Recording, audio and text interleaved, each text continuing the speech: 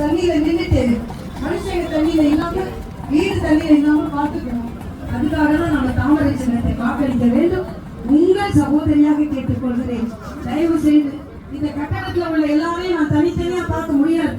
ஆனா உங்களெல்லாம் தனித்தனியா வந்து பார்த்த மாதிரி நினைத்து ஒருவருக்கு ஒருவர் சொல்லி தாமரைக்கு ஓட்டு போடும்போது உங்கள் வாழ்க்கையில் மகிழ்ச்சியா இன்று எது வேண்டுமானாலும் மத்திய அரசிடம் பெற்று தர வேண்டும் என்றால் நம் மோடி நமக்கு பெற்று தருவார்.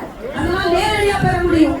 ஒருவேளை இங்க உள்ள திராவிட மாடல் தரவில்லை என்றால் உங்களோடு சேர்ந்து உண்ணாவிரதம் இருப்பேன், போராடுவேன், போராடி உங்களுக்கு வழிகளை பெற்று தருவேன் என்று சொல்லி வளர்ந்து தாமரை சின்னத்தில் வாக்களிக்கணும் கேட்டுக்கொள்கிறேன்.